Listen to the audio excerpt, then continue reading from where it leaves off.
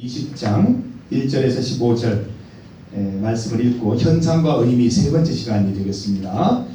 20장 1절에서 15절 한 절씩 번갈아서 읽도록 합니다. 또 내가 보매 천사가 무저갱의 열쇠와 큰 쇠사슬을 그의 손에 가지고 하늘로부터 내려와서 용을 잡으니 곧 옛뱀이요 마귀요 사탄이라 잡아서 1000년 동안 무저갱에 던져넣어. 무저갱은 이제 아래가 없다는 거예요. 그 아래가 없는 굉장히 깊은 곳을 얘기하는 겁니다. 무저, 끝이 없다는 게 아래쪽으로 지옥과 같은 겁니다. 무저갱에 던져넣어 잠그고 그 위에 임봉하여 1000년이 차도록 다시는 만국을 미혹하지 못하게 하였는데 그 후에는 반드시 잠깐 놓이리라. 또 내가 보좌들을 보니 거기에 앉은 자들이 있어 심판하는 권세를 받았더라. 또 내가 보니 예수를 증언함과 하나님의 말씀 때문에 목배임을 당한 자들의 영혼들과 또 짐승과 그의 우상에게 경배하지 아니하고 그들의 이마와 손에 그의 표를 받지 않는 자들이 살아서 그리스도와 더불어 1000년 동안 왕으로 그 나머지 죽은 자들은 그 1000년이 차기까지 살지 못하더라. 이는 첫째 부활이라. 이 첫째 부활에 참여하는 자들은 복이 있고 거룩하도다. 둘째 사망이 그들을 다스리는 권세가 없고 도리어 그들이 하나님과 그리스도의 제사장이 되어 1000년 동안 그리스도와 더불어 왕노릇. 1000년이 참에 사탄이 그 옥에서 놓여 나와서 땅의 사방 백성 곧 곡과 마복을 미혹하고, 제가 너무 많이 읽었네요. 예, 그냥 읽을게요. 모아 싸움을 붙이리니 그 수가 바다의 모래 같으리라. 그의 지면에 널리 퍼져 성도들의 짐 사랑하시는 성도들 하늘에서 불고 또 그들을 미혹하는 마귀가 불과 유황 곳에 던져지니 거기는 그 짐승과 거짓 선지자도 있어 세세토록 밤낮 괴로움을 받으리라. 또 내가 크고 흰 보좌와 그 위에 앉으신 이를 보니 땅과 하늘이 그 앞에서 피하여 또 내가 보니 죽은 자들이 큰 자나 작은 자나 그 보좌 앞에 서 있는데 책들이 펴 있고 또 다른 책이 펴졌으니 곧 생명책이라. 죽은 자들이 자기 행위를 따라 책들에 기록된 대로 심판을 받으니 하나가 그 가운데에서 죽은 자들을 내주고 또 사망과 암무도 그 가운데서 죽은 자들을 내주고 각 사람이 자기 행위대로 심판을 받고 사망과 음부도 불못에 던져지니 이것은 둘째 사망 곧 불못이라. 누구든지 생명책에 기록되지 못한 자는 불못에 던져지더라. 아멘. 여러분 반갑습니다. 오늘은 여러분들 좀 날씨도 덥고 집중하기가 좀 어렵기 때문에 그림을 좀 준비를 했습니다. 요한계시록이 은유와 상징으로 되어 있는 책이기 때문에 사실 말로 설명하기에는 조금 부족함이 있고, 그래서 제가 대표적인 그림 한 15장을 좀 보여드리면서 요한계시록의 개론적인 부분들을 좀 설명해 드리려고 생각을 합니다. 여러분 요한계시록 그러면 교회에서는 얘기해서는 안 되는 그런 어떤 굉장히 금기시되는 책이라는 그런 인식이 좀 있습니다. 쉽게 다루지 않는 책이죠. 왜냐하면 은유와 상징이 많기 때문에 잘못 해석하게 되면 엉뚱하게 배우고 엉뚱하게 가르칠 수 있기 때문에 아예 오픈하지 않는 그런 현상들이 많이 나타납니다. 우리가 이렇게 등한시하는 동안 어떤 일이 생겼냐면 이 요한계시록에 우리 교회가 관심을 갖는 게 아니고 이단 종파들이 관심을 가져가지고 오히려 이단들이 요한계시록을 막 해석하고 전파하고 하면서 오히려 우리 교회가 혼란스럽게 되어버렸습니다. 그래서 오늘 이 시간에는 이 은유와 상징으로 많이 이렇게 구성되어 있지만 반드시 그 내용을 알아야 하고 거기에 흐르는 큰 어떤 흐름에 대해서 우리가 반드시 알아야 이단에 대해서도 우리가 정면으로 대응할 수 있고, 또 우리가 신앙생활 하는 데 있어서도 요한계시록은 덮어두고 숨겨두어야 되는 책이 아니고 열심히 읽으면서 여기에서 힘을 공급받고 도움받고 위로받고 격려받아야 되는 책임을 우리가 좀 느껴보자는 그런 의미가 들어가 있습니다. 먼저 요한계시록의 내용을 좀 살펴보고 은유와 상징들을 좀 살펴보려고 하는데요. 15장의 그림을 준비를 했습니다. 지금 건엽이가 준비를 하고 있습니다. 첫 장부터 쭉 나오는데 여기 요한계시록 순서대로 제가 정리를 했기 때문에 여러분 요걸 기억하셨다가 이 요한계시록 말씀을 읽으면 잘 이해가 되실 거예요. 하나씩 살펴보겠습니다. 우리 첫 번째 그림을 한번 보도록 할게요. 자, 첫 번째 그림입니다. 누굽니까? 아시는 분? 이분이 누군지 아세요? 남자 사람 누구예요? 아세요? 이렇게 파도가 치고 하는 거 보니까 적어도 해변이나 아니면 바다 도시나 섬일 겁니다. 그죠? 요한계시록 1장 1절 보면 밧모섬이라는 데가 나옵니다. 여기가 밧모섬입니다. 밧모섬. 바에 시옷이 들어갑니다. 밧모섬. 여기 섬에 이 사람 누구냐면 사도 요한입니다. 지금 보면 그렇게 분위기가 유쾌하지 않습니다. 굉장히 좀 우울하죠. 왜 여기 와 있냐면 유배당해서 왔습니다. 복음 전한다는 이유 때문에 유배를 당한 거죠. 섬에 가서 갇혀 있어서 더 이상 육지 사람들에게 복음 전하지 말라는 겁니다. 그래서 이제 징계의 일환으로 밧모섬이 유배를 오게 됩니다. 그러면서 이렇게 매일 아침마다 저녁으로 기도하고 있는데 하나님 주신 예언의 말씀을 적어 기록한 게 요한계시록이랍니다. 장래에 되어질 일들, 그리고 로마 시대에 로마의 압정으로 인해서 신앙생활 제대로 하지 못하는 성도들이 어떻게 소망을 가지고 신앙생활을 할 수 있을까, 이런 부분에 대한 구체적인 예언들을 주신 것이 요한계시록입니다. 이게 이제 우리식으로 다시 만들면 여기 막 초가집이 있고 이렇게 포졸들이 지키고 이런 그림이 나오는 유배예요, 유배. 두 번째 그림을 한번 봅니다. 요한계시록의 첫 심판은 7교회, 요 촛불들이 교회를 상징하는 거예요. 7교회. 7이라는 수는 완전수입니다. 완전수. 영적으로 완전한 숫자이기 때문에 쉽게 얘기해서 모든 교회의 전부가 됩니다. 7교회를 심판하시는 내용이 요한계시록에 제일 먼저 등장을 합니다. 에베소, 서머나, 두아디라, 이렇게 에서보드, 사빌라, 이렇게 7교회를 심판한 내용이 기록이 되어 있어요. 니들은 첫사랑을 잃어버렸어. 니들은 이단에 대한 대응을 잘 못했어. 이러면서 하나하나 꼬집어가면서 7교회를 심판하는 내용이 등장합니다. 가운데 계시는 분은 누굴까요? 하나님 보신 적 없죠? 사도 요한이 하나님 이렇게 표현했어요. 자기가 꿈속에서, 환상 속에서 본 하나님을 표현했는데, 이 머리에는 엄청난 광채, 그 머리는 막 양털처럼 빛나고, 머리털이, 눈은 불꽃 같고, 또 발은 빛난 주석 같고, 이렇게 그 당시에 표현할 수 있는 용어, 광물, 금속들을 동원해서 하나님을 표현했는데 이런 모습이었다고 이렇게 표현합니다. 꼭 이렇게 생겼다가 아니라, 하나님은 굉장히 광채가 나시는 분이구나. 무슨 말이냐면 빛이 되시는 분이라는 거죠. 이 세상에 빛이 되고 우리 삶에 빛이 되는 분이시다. 그리고 눈에서 아까 이렇게 광선이 불꽃같이 나오고 한다고 했더니 이거는 이제 심판하시는 거죠. 우리를 심판하시는 분은 하나님밖에 없다는 것을 상징해주는 그런 묘사라고 볼 수 있습니다. 다시 말해서 하나님은 7별이에요. 하나님은 7교회, 모든 교회를 심판하시고 다스리시고 보존하시는 분이시다. 이런 것들을 상징해주는 내용이라고 볼 수 있겠습니다. 다음 그림을 한번 보겠습니다. 하늘의 보좌가 어떻게 생겼을까 우리 생각을 하죠. 이렇게 생겼다고 이제 요한계시록에 기록이 되어 있어요. 되게 멋있죠. 이거 여러분 혹시 애니메이션이나 또 이렇게 그림에 관심 있으신 분들은 요한계시록에 영감을 받아서 그림을 한번 그려보세요. 너무너무 멋진 그림이 나옵니다. 이 천국 보좌일 것이다 라고 상상해서 그린 그림이 되겠습니다. 이 보좌입니다. 보좌. 하나님이세요. 너무너무 밝아서 보이지 않는 분이에요. 보이지를 않아요. 너무너무 밝아서.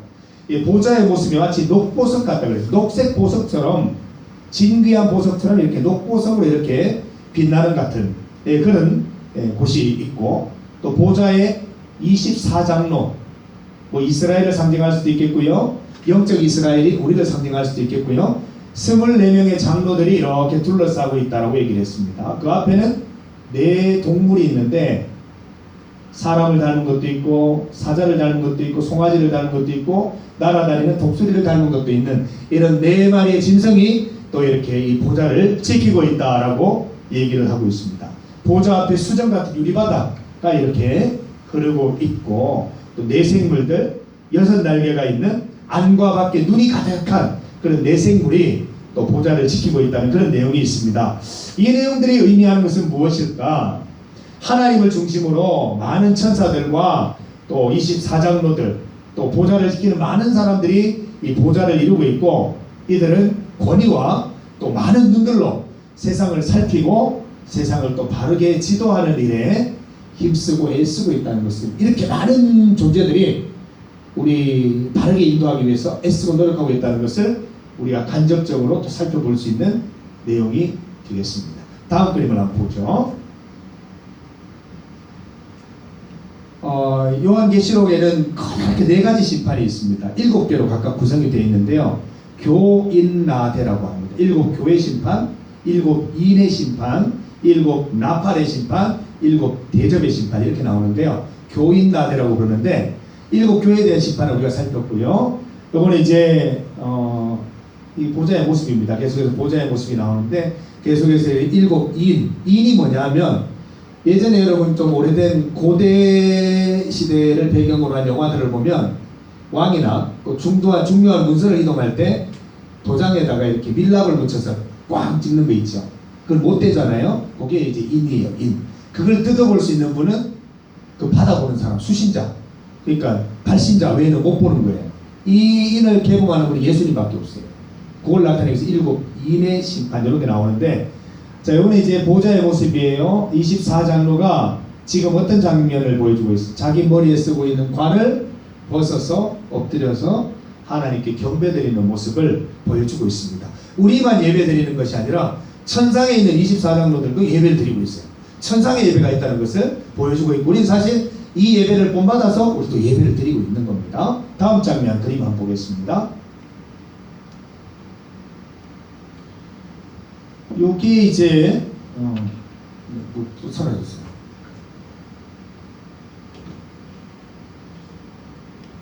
예, 여기 이제 7 인의 심판이라고 볼 수 있는데 이제 밀랍을 개봉해서 쫙 펼치는 장면이에요. 7 인을 개봉해서 거기 안에 내용이 실현된다는 의미죠. 여기 내용들은 사실은 재앙이고 심판입니다. 이 땅에 뭐 이렇게 기근이 내리기도 하고 또 사람이 죽기도 하고 또 큰 환란이 닥치기도 하고 이런 식으로 해서 여러 가지 심판이 내려지는 그런 장면들을 이렇게 7 인의 심판을 통해서 나타나고 있어요. 이것은 믿는 자나 믿지 않는 자나 다 당하는 것인데 이 믿는 자에게 이렇게 어려움이 있고 심판이 있는 이유는 어떻게 보면 자기를 테스트하는 거죠. 이런 어려움 속에서도 신앙을 지키고 잘 통과하면 더욱더 견고하고 성숙한 신앙의 모습을 갖출 수 있다. 그래서 이런 어떤 그 시험은 우리를 좌절하고 절망 가운데 빠뜨리기 위한 목적이 아니라 우리의 신앙을 증명하고 굳세게 서기 위해서 이런 환난과 어려움들이 온다는 것을 7 인의 심판으로 이렇게 표현을 하고 있습니다. 다음 장면 한번 보겠습니다. 7 인의 심판 가운데 그 말레말이 나오는 거. 예. 7 인의 심판 가운데 몇 가지 어떤 상징을 좀 보여주고 있는데요. 흰색 말, 청황색, 이게 뭐죠? 흰색 말이고, 네, 붉은 말, 네, 검은 말, 청황색 말 이렇게 네 마디의 말이 나오는데 그 말탄자들이 각각 이렇게 재앙을 선언하고 재앙을 이렇게 실천하고 하는 그런 부분들이 성경에 나오고 있습니다. 예를 들어 흰 말 같은 경우는 활을 들고 있어요. 이 활을 가지고 세상을 심판하게 되고 붉은 말은 땅에서 화평을 제하여 버려서 사람들끼리 서로 전쟁을 일으키게 하는 그런 재앙들. 그 다음에 검은 말은 여기 보면 저울을 들고 있어요. 이 저울을 가지고 세상을 심판하고 마지막 청황색 말 같은 경우에는 흉년과 사망으로 세상을 심판하게 되는 그런 내용입니다. 이 그림만 봐도 굉장히 판타지 같은 그런 거죠. 너무 재미있는 그림들이죠. 이렇게 하나님께서 예수님께서 허락하시는 그 범위 내에서 이 땅에서 심판이 실행된다는 그런 내용이 되겠습니다. 그래서 아까 얘기 드린 대로 이런 심판이 있는 내용은 심판이 있는 이유는 우리의 신앙을 좌절시키기 위한 목적이 아니시라 오히려 우리 신앙을 더욱더 분명히 하고 하나님 말씀 가운데 분명히 서기를 원하는 그런 의도 가운데 이런 것들이 진행된다는 것을 볼 수가 있겠습니다. 다음 그림 한번 볼게요. 이단 가운데 신천지라는 이단이 있습니다. 신천지 이단에서 가장 중요하게 언급하는 단어가 있어요. 숫자가 있어요. 14만 4천입니다. 들어봤죠? 14만 4천. 뭐예요 도대체? 14만 4천은 성경에 있는 숫자입니다. 7장에 보면 요한계시록 7장에 보면 14만 4천 명에 대한 내용이 나와요. 이 14만 4천은 뭐냐면 실제로 1명, 2명, 3명, 4명, 14만 4천 명을 말하는 게 아니에요. 신천지는 이걸 잘못 이해를 해서 14만 4천 명의 신도가 모이면 예수님의 재림이 있고 우리만 구원받는다고 얘기를 하는데 그 성경에 나오는 이야기가 맞지는 않습니다. 옳지 않은 이야기입니다. 14만 4천의 영적인 상징적인 숫자입니다. 144, 12 곱하기 11을 하면 144가 되죠. 12지파 또는 12사도를 의미하는 12를 곱하면 144가 됩니다. 그러니까 12사도가 되고자 하는 사람들, 12지파의 소명을 잘 감당하는 인생들, 그 144입니다. 뒤에 있는 1000은 뭡니까? 영적으로 이 완전한 숫자 가운데, 영적인 숫자 가운데 1000이라는 숫자가 있어요. 1000. 우리 노래도 있잖아요. 1000년이 2번 지나도 이 하나님 영적인 숫자예요. 1000을 더하면 14만 4천이 됩니다. 그러니까 하나님 말씀을 준행하는 12사도와 같은 사람, 12지파처럼 정말 자신의 역할을 끝까지 잘 감당하는 그런 영적인 그 삶을 사는 사람들, 그 사람에게는 하나님께서 천사들을 통해 이마에 천국의 인을 주셔서 이 도장을 꽉 찍어 주셔서, 이 도장을 찍는다는 게 뭐예요? 너는 내 거라는 말이에요. 요즘에 그 일부 연인들 중에는 그런 의미로 막 이렇게 뭐 여러 가지 좀 행위를 하는 경우가 있다고 그러더라고요. 넌 내 거라는 의미로 막 도장을 몸에 꽉 찍고 이런 경우가 있다고 그러더라고요. 넌 내 거, 이런 의미예요. 이 의미가 그거예요. 나는 하나님의 것, 하나님이 우리에게 너는 내 거라고 말씀하시는 게 이 천국의 인을 찍어주시는 거예요. 근데 중요한 건 이 14만 4천의 이 이마에 인을 찍으실 때에도 또 그 이후에도 고난과 어려움과 환난을 계속된다는 거예요. 이걸 찍었다고 끝나는 게 아니고 하나님이 너와 함께 하셔, 하나님이 너는 내 거라고 말씀하셔. 그러나 어려움은 있을 거야, 환난은 있을 거야. 그러나 하나님 함께 하신다는 믿는 믿음으로 잘 견뎌낼 수 있을 거야. 끝까지 잘 인내하기를 바래라는 의미의 이 천국 일이 되겠습니다. 14만 4천, 바로 그것을 얘기하는 것이지요. 다음 그림을 한번 볼게요. 7명의 천사가 등장을 합니다. 이 천사들이 각자 나팔을 들고 있습니다. 나팔이 가진 의미 중에 하나는, 우리 왜 군대에 다녀오신 분들은 6시가 되면 울리는 기상 나팔이 있습니다. 빠빠빠빠빠빠빠빠빠빠빠빠, 이제 많이 들을 거예요. 참교 무조건 일어나야 돼요. 뭐 잠이 온다, 뭐 어젯밤에 늦게 잤다, 절대로 용납되지 않는 그런 군대라는 좋은 조직이 있습니다. 갔다 오시면 참교가 아주 부지런해질 것 같아요. 이 군대에 가면 기상 나팔 소리가 나는데, 이 경각심을 일깨우는 게 나팔이에요. 그대로 있으면 안 된다는 거죠. 정신 차리라는 거죠. 이 7개의 나팔 재앙을 통해서 또다시 하나님의 재앙이 이렇게 이 땅에 이렇게 일어납니다. 이 재앙의 목적은 세상을 멸망시키기 위한 목적이라기보다는 좀 그 중에서 정말 믿음을 지키는 사람들이 있는가, 그 가운데서도 믿음을 잘 준행하는 사람들이 있는가, 그렇게 되기를 바라는 마음으로 주시는 일종의 시련이라고 보시면 되겠습니다. 다음 그림을 한번 보겠습니다. 이것도 아주 그 판타지스러운 그림이 나옵니다. 얘가 뭐예요? 얘가 희한하죠. 징그럽게 이게 꿈에 나오면 좋겠어요? 주에 막 꿈에 막 이런 게 막 나타나가지고 악몽이에요, 악몽. 이렇게. 얘가 용이에요, 용. 드래곤.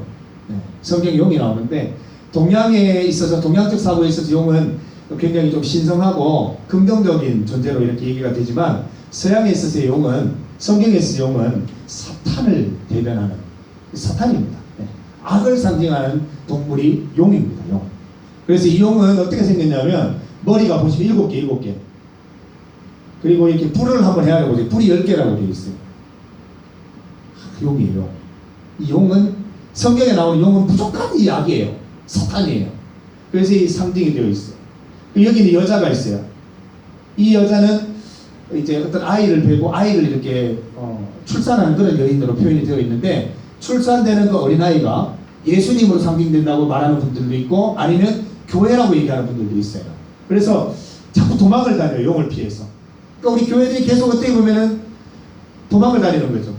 시련을 당하고 환난을 당하고 도망을 다니면서 계속해서 신앙을 보호해가고 보존해가는 그런 내용을 쫓고 쫓기는, 용에게 쫓기는 여인의 모습으로 표현을 해주고 있는 비유가 되겠습니다. 10번째 그림을 한번 볼게요. 전투실입니다. 거의 뭐 스타워즈 같은 광선검이 막 보입니다, 그죠? 이게 상상 속의 산물입니다. 실제로 이런지는 모르겠습니다만, 요한계시록에 있는 내용들을 바탕으로 묘사적으로 그려진 그림이 되겠습니다. 미카엘인지 모르겠어요. 아마 얼굴이 잘 보이는 것 같아서 천사장 같아요.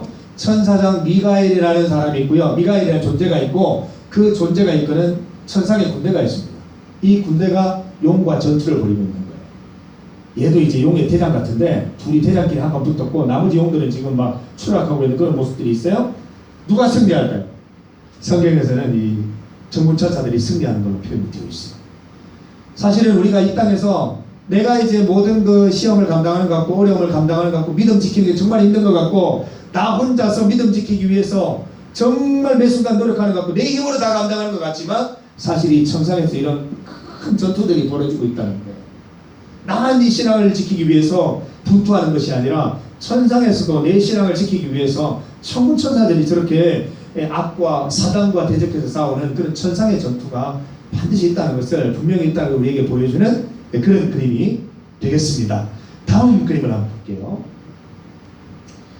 여러분 성경 요한계시록 가운데 숫자 14만 4천 이후에 또 많이 이렇게 언급되고 오해를 받는 단어 중에 하나가 666이라는 숫자입니다. 666.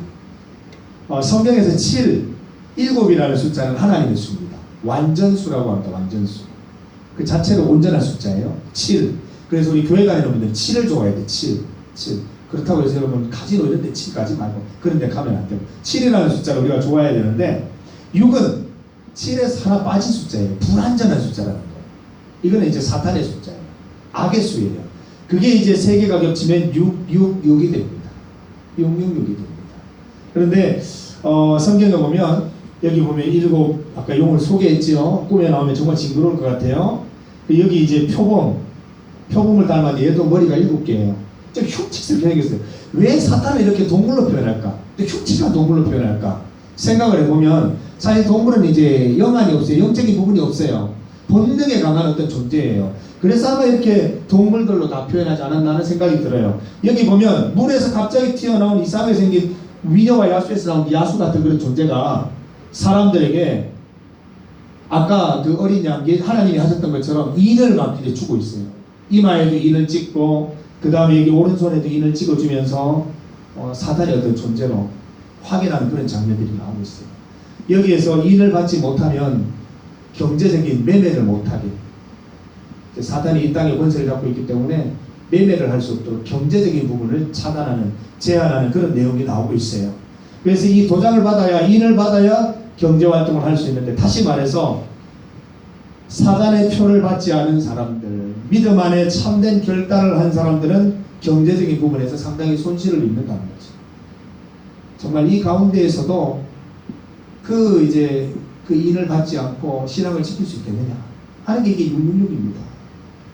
여러분 사실 제가 처음 들었을 때 사실 바코드가 666이 아닐까 싶어서 바코드 찍힌 물건을 사지 말아야지 하고 봤더니 다 바코드가 찍혀 있어서 어쩔 수 없이 삽니다만은 그런 게 아니에요. 사실 우리 여러분들 경제활동을 한번 해보세요. 이 돈이 과연 깨끗한 돈인가? 내가 이 씀씀이가 정말 하나님 보실 때 기뻐하시는 씀씀인가? 내가 이렇게 벌어도 되는가라는 게 있어요. 그때 세상과 타협하면 안 돼요. 하나님 뜻대로 벌어야 돼요. 하나님 뜻대로 써야 돼요. 사실 그 세상의 어떤 도장을 받으면 마음이 이렇게 양심이 무뎌져서 어떻게 살아도 어떻게 벌든 돈만 많이 벌면 되고 어떻게든 결과만 좋으면 되는 그런 어떤 사고 속에 빠져들 수 있는데 그게 아니라는 거예요. 이런 어떤 경제적인 편리함 속에 우리는 거기에 휘말려서는 안 되고 옳은 것이 아니라면 선택하지 않고 옳은 방법이 아니라면 돈을 쓰지 않는 그런 어떤 삶을 살아가야 된다는 것을 우리에게 표현해주는 그런 내용입니다. 여러분 매매, 사고, 팔고 하는 모든 일에 있어서 예수님 믿으면 불편해집니다. 물건을 하나 사더라도 이것을 사야 하나 말아야 하는 고민해야 되는 게 신앙인이고요. 돈을 쓰더라도 이렇게 쓰면 사치하는 건 아닐까, 하나님 기뻐하시는 것은 아닐까 생각하며 써야 되는 정말 고민을 많이 해야 되는 세대인데 사실 그게 하나님 기뻐하시는 일이라는 거죠. 여러분 이 표를 보실 때마다 성경을 읽을 때마다 이런 내용들을 꼭 기억하시기 바랍니다. 12번입니다. 12번째 사진입니다. 큰 대야 같은 걸 들고 있어요. 굉장히 크죠? 이 세알을 보면 7개입니다. 4, 5, 6, 7. 7 대접의 심판입니다. 마지막 심판으로 등장합니다. 이 대접에 있는 것을 쏟을 때마다 이 땅에 재앙이 하나씩 이렇게 일어난다는 그런 내용의 사진이 되겠습니다. 다음 사진 한번 볼게요.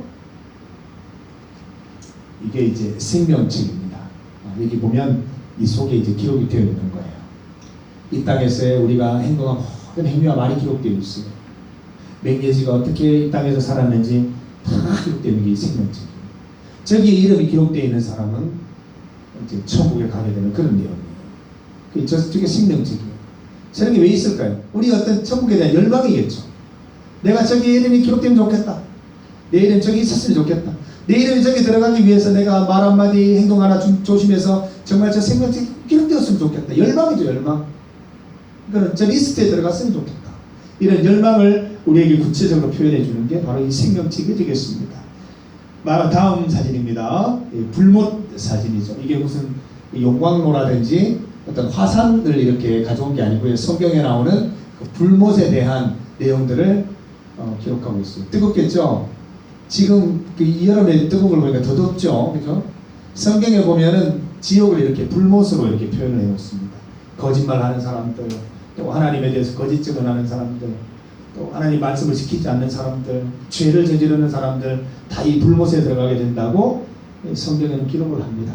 여기 들어가서 뜨거움이라고 표현합니다. 굉장히 뜨거운데 죽지 않는 그곳. 뭐 뜨거움을 여러 가지로 표현할 수 있겠죠. 뜨거워서 갈증이 일어나는데 그 갈증을 해결할 수 없는 곳이 사실은 이 불못인데, 갈증을 어떻게 표현할 수 있을까 제가 고민하다 보니까 영적인 기쁨이 없는 곳, 말씀이 없으니까 기갈이 있고 그 속에 갈증이 있는 그곳, 듣고 싶어도 하나님의 말씀을 더 이상 들을 수 없는 곳, 그게 바로 이 불못이 아닌가라는 생각을 하게 됩니다. 마지막 그림 한번 보겠습니다. 거룩한 성 새 예루살렘. 여기 보면 가운데로 이렇게 생명수가 흐르고요. 12 이렇게 과실을 맺는, 그죠? 나무들이 질비하게 되어 있고 막 금으로 지장한 것 같은 그런 밝음이 있는 그 나라. 천국을 저렇게 이제 묘사를 하고 있습니다. 천국은 끊임없이 열매를 맺는 곳이, 그리고 밝음만이 있는 곳이, 어둠이 없어요. 심지어는 밤도 없다 그러죠. 그런 곳이 천국이라는 거예요. 항상 밝음만 있는, 진리만 있는, 옳음만 있는 곳, 하나님만 계시는 곳, 이런 곳이 천국이라고 얘기를 합니다. 쉽게 얘기해서 천국이 어떤 곳일까 제가 이렇게 묘사를 하는데 요즘 좋아하는 묘사가 있습니다. 수련의 둘째 날 밤 같은 곳입니다. 항상 수련의 둘째 날 밤 되면 너무 좋아요. 이렇게 그냥 내 삶이 계속 이렇게 내 신앙이 이 정도만 됐으면 좋겠다 싶은 게 수련의 둘째 날 밤인데, 그게 그냥 계속된다고 생각합니다. 너무 좋지 않습니까? 우리가 이렇게 여러 가지 은유와 상징들을 살펴보았는데 예수 청년들에게 주는 유익이 무엇일까? 오늘 소그룹 교재 서두를 꼭 한번 읽어보세요. 거기에 제가 내용들을 적어 놓았습니다. 히브리서 말씀을 보면 11장 35절에서 40절을 보면 믿음을 지키기 위해서 많은 사람들이 가족을 잃어버리기도 하고 조롱을 당하고 채찍질을 당하고 결박당하고 옥에 갇힌 이야기들이 나옵니다. 어떤 사람은 돌로 치는 것, 톱으로 켜는 것, 톱을 몸으로 켜는 거예요. 몸에 켜는 거예요. 칼로 죽임을 당하기도 하고 평생 도망자로 살았던 그런 이들의 이야기도 등장을 합니다. 그런데 이 사람들이 믿음을 지킨 이유, 믿음을 지켰던 그 계기가 어디에 있느냐면, 그 계기가 이제 더 좋은 것, 요한계시록 가운데 있는 그 어떤 천국의 소망, 이런 것들을 바라보면서 요한계시록에 묘사되어 있는 그 장면들, 내가 이렇게 여러 가지 환난 속에서도 믿음을 지키려고 하면 영적인 세계에서 미가엘 천사장과 천군 천사들이 나를 도와주고 하나님이 항상 보호해 주시고 이런 것들을 통해서 내가 반드시 승리할 수 있다는, 천국은 반드시 있다는, 내가 그곳에 갈 것이라는 열망, 그걸 통해서 이 사람들이 그 어려움의 시기들을 다 이겨냈다는 그런 내용들을 우리가 좀 살펴볼 수 있습니다. 아무도 인정해 주지 않아도, 아무도 알아주지 않아도 믿음대로 살면 하나님께서 반드시 기억해 주신다고 하는 것이 요한계시록의 주제요 핵심입니다. 이 땅에서 아무 보상이 없고 오히려 고통받는 듯하나 반드시 천상의 보상이 있다고 말하는 것이 요한계시록의 핵심 주제가 됩니다. 뭐 보상 때문에 믿음 지키는 것은 아니지만 이 약속과 보상은 때로 우리 믿음을 지키는 데 있어서 큰 위로와 격려가 되는 일이기 때문에 참 우리에게 도움되는 내용이 되지 않을 수가 없는 거예요. 여러분, 우리는 반드시 심판을 받습니다. 천국 백성으로 어떻게 살아가야 할지, 어떻게 시험을 이기고 고난을 통과할지 요한계시록을 통해서 여러분들 그 모티브를 얻으시고 반드시 여러분들도 요한계시록 마지막 장에 언급된 그 내용을 여러분 정말 실제로 맞이할 수 있는 그런 인생들이 되시기를 간절히 소망합니다. 오늘 속으로 요한계시록에 대해서 공부하시면서 좀 더 구체적으로 얘기를 나누시고 많이 토론하는 시간들이 있기를 바랍니다. 기도드리겠습니다. 마라나타 아멘 주 예수여 오시옵소서. 우리가 이런 마음 갖고 살기를 원합니다. 주님께서 당장 이곳에 오시더라도 우리가 부끄러움 없는 모습으로 주님을 맞이할 수 있는 존재가 되기를 원합니다. 우리가 이 땅에 살아가면서 주의 말씀대로 살아가는 것이 얼마나 힘든 일인 줄 압니다. 그러나 요한계시록에서 표현하였듯이 그 모든 환난과 어려움과 역경 속에서도 믿음을 지키는 자들을 하나님은 외면하지 않으시고 반드시 도우시고 격려하고 위로하시고 천국의 기쁨으로 갚아주겠다고 약속하고 계십니다. 여러 그 전쟁의 현장, 분투의 현장, 신앙을 지키기 위해서 노력하는 그 현장 속에 우리가 믿음으로 반드시 승리하여서 하나님 더욱더 믿음 가운데 성숙되며 하나님께 기쁨이 되며 천국을 열망하는 존재로 거듭날 수 있도록 주님 인도하여 주시옵소서. 예수님의 이름으로 기도드립니다. 아멘. 우리 주 예수 그리스도의 은혜와 하나님 아버지의 크신 사랑과 성령의 함께 하심이 무더위 속에서도 한결같이 신앙 지키며 말씀 가운데 서 있기를 소망하며 그대로 살아가기를 분투하는 우리 사랑하는 구한교회 청년들 머리 위에 그 삶과 그 말과 행위 가운데 이제로부터 영원토록 함께 하시기를 간절히 축원하옵나이다. 아멘. 온전히 주님을 의지하고 주님 역사하셔서 우리의 믿음 없음을 도우시고 우리의 믿음 없음을 불쌍히 여기시고 우리 가운데 믿음이 있게 하시고 주님 바라보는 열망이 넘쳐날 수 있도록 인도하여 주셔서 이 땅에서 분투하고 그 신앙을 지키는 과정들이 무의미한 과정이 아니라 의미 있는 과정으로 기쁨으로 감격으로 그런 지켜나갈 수 있는 은혜를 더하여 주시옵소서. 예수님의 이름으로 기도드립니다. 아멘.